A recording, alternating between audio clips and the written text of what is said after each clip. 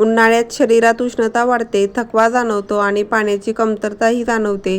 अशा वेळी काहीतरी पौष्टिक, थंडावा देणारं आणि शरीराला ऊर्जा देणारं खायला मिळालं तर किती छान. आजच्या या व्हिडिओमध्ये आपण बनवणार आहोत गुळाचा वापर करून खास मुगाचे लाडू, जे शरीराला थंडावा देतात, रक्ताची कमतरता भरून काढण्यास मदत करतात आणि शरीरातील पाण्याचा समतोल राखायला उपयोगी ठरतात. व्हिडिओ शेवटपर्यंत बघा आणि आवडल्यास चॅनेलला सबस्क्राईब करायला अजिबात विसरू नका. नमस्कार, सानवीज हेल्दी रेसिपीमध्ये सर्वांचे मनपूर्वक स्वागत. चला तर मुगाचे लाडू बनवण्यासाठी इथे मी 1 वाटी मूग घेतलेले आहेत. हे मूग सालीसकट घेतलेले आहेत, कारण सालीमध्ये भरपूर प्रमाणात फायबर असतं आणि त्यामुळे आपलं वजन नियंत्रणात राहण्यासाठी मदत होते. सुरुवातीला मूग पाण्याने स्वच्छ धुवायचे आहेत, म्हणजे वरून लागलेली धूळ असते ती संपूर्णपणे निघून जाते आणि याच्यातील संपूर्ण पाणी निथळून घ्यायचं आहे. मूग पूर्णपणे कोरडे करून घ्यायचे. आता मूग भाजण्यासाठी गॅसवरती कढई ठेवलेली आहे. कढई थोडीशी गरम झाली की त्याच्यामध्ये मूग घालायचे. मूग भाजत असताना तेल किंवा तूप घालायची अजिबात गरज नाही. हे कोरडे असेच भाजून घ्यायचे. मूग भाजून घेतल्यामुळे थोडेसे कडक होतात, त्यामुळे मिक्सरला लगेचच बारीक होतात. तसेच तुपामध्ये पीठ भाजण्यासाठी लागणारा वेळ देखील कमी होतो, त्यामुळे सुरुवातीलाच मूग चांगले भाजून घ्यायचे आहेत. तुम्ही ते पाहू शकता. आता मूग हे छान भाजले गेलेले आहेत. थोडासा कलर देखील डार्क झालेला आहे. आता गॅस बंद करायचा आहे आणि मूग एका ताटामध्ये काढून पसरवून ठेवायचे आहेत, म्हणजे लगेचच थंड होतील. मूग पूर्णपणे थंड झाल्यानंतर मिक्सरला बारीक करून घ्यायचे आहेत. मूग बारीक करत असताना अगदी बारीक असं करायचं नाही, थोडंसं दरदरीत असे ठेवायचे आहे. ज्याप्रमाणे बारीक रवा असतो त्याप्रमाणे याचं टेक्स्चर ठेवायचं आहे. आता गॅसवरती कढई ठेवलेली आहे. कढईमध्ये 2 चमचे साजूक तूप घालायचं आहे. तूप गरम झाल्यानंतर याच्यामध्ये थोडेसे बदाम आणि पिस्त्याचे काप घेतलेले आहेत.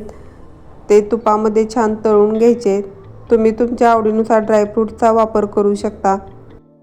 लाडूमध्ये ड्रायफ्रूट्स घातल्यामुळे लाडवाला छान क्रंचीनेस येतो. तसे ड्रायफ्रूट्स तळून घेतल्यामुळे लाडू जरी जास्त दिवस राहिले तरी त्याला कडवटपणा येत नाही. आता ड्रायफ्रूट्स छान सोनेरी रंगावरती तळले गेले आहेत. एका प्लेटमध्ये काढून घ्यायचे. इथे मी 2 चमचे डिंक घेतलेला आहे. डिंक घेत असताना तो अगदी बारीक असा डिंक घ्यायचा आहे, म्हणजे मग अगदी व्यवस्थित तळला जातो. आता हा डिंक तुपामध्ये तळून घ्यायचा आहे. डिंक तुपामध्ये टाकला की लगेचच तो फुलतो. तुम्ही ते पाहू शकता. अगदी काही सेकंदातच डिंक हा तळून झालेला आहे. आता एका बाउलमध्ये काढून घ्यायचा आहे. आता पाव वाटी डेसिकेटेड कोकोनट घेतलेला आहे. डेसिकेटेड कोकोनट भाजत असताना याच्यामध्ये तूप घालण्याची गरज नाही. इथे मी डेसिकेटेड कोकोनटचा वापर केलेला आहे, त्यामुळे लाडू खात असताना घशामध्ये अजिबात दाटले जात नाही.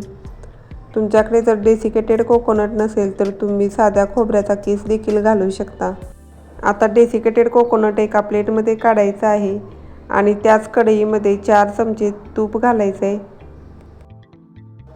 तूप थोडंसं गरम झालं की याच्यामध्ये मुगाचं पीठ घालायचं आहे. मुगाचं पीठ हे तुपामध्ये छान खरपूस होईपर्यंत भाजून घ्यायचं आहे. त्याचा पूर्णपणे कच्चेपणा गेला पाहिजे. मुगाचं पीठ खरपूस भाजण्यासाठी जास्त वेळ लागतो, परंतु सुरुवातीला आपण मूग भाजून घेतलेले आहेत, त्यामुळे इथे थोडासा वेळ वाचतो. सुरुवातीला घातलेलं तूप पूर्णपणे मुगाच्या पिठामध्ये ॲब्सॉर्ब झालेलं आहे. आता अजून 2 चमचे तूप मी वरून घातलेलं आहे. सुरुवातीलाच एकदम सर्व तूप घालायचं नाही. हे असं थोडं थोडं तूप घातल्यामुळे मुगाच्या पिठाला छान असं टेक्स्चर येतं. मगाशी पिठामध्ये सर्व तूप ॲब्सॉर्ब झालेलं होतं, परंतु जसं पीठ भाजत जाईल तसं तूप रिलीज करायला सुरुवात होते.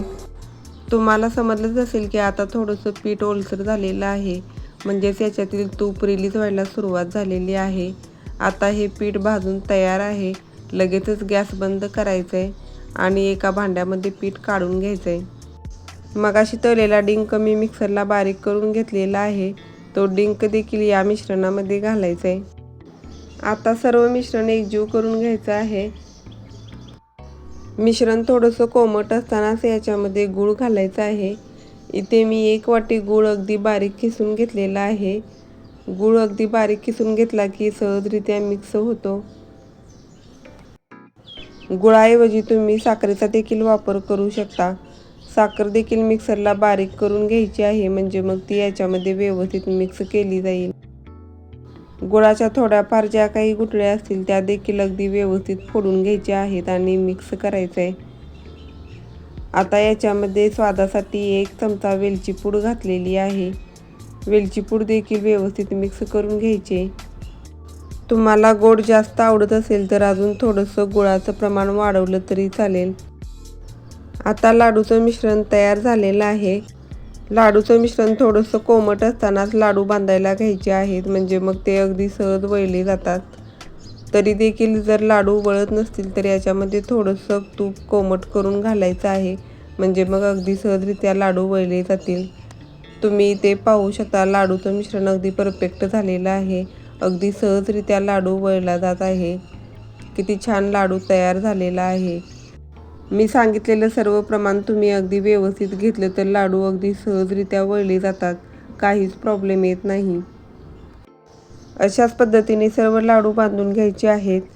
1 वाटी मुगामध्ये जवळजवळ 18 लाडू तयार झालेले आहेत. अतिशय चविष्ट आणि पौष्टिक लाडू तयार झालेले आहेत. हे लाडू लहान मुलांपासून अगदी वृद्धांपर्यंत सर्वांनाच आवडतात. छोट्या भुकेसाठी ही अगदी परफेक्ट रेसिपी आहे. अगदी 1 लाडू खाल्ला की थोडंसं पोट भरल्यासारखं वाटतं. अगदी दाणेदार असे लाडू तयार होतात. खात असताना घशात देखील दाटत नाहीत. मी 1 लाडू फोडून तुम्हाला दाखवते, म्हणजे मग समजेल किती छान लाडू तयार झालेले आहेत. आतमधून तुम्ही पाहू शकता अगदी छान असं टेक्स्चर आलेलं आहे. तुम्हाला जर मुगाच्या लाडूची रेसिपी आवडली असेल तर लाईक करा, शेअर करा आणि कमेंट करा. तसेच चॅनेलला सबस्क्राईब करायला अजिबात विसरू नका. बाजूच्या बेल आयकॉनवरती क्लिक करा, म्हणजे नवीन रेसिपी अपलोड केल्यानंतर त्याचं नोटिफिकेशन तुम्हाला लगेचच मिळेल. पुन्हा भेटूया अशाच नवनवीन रेसिपीज घेऊन. तोपर्यंत धन्यवाद.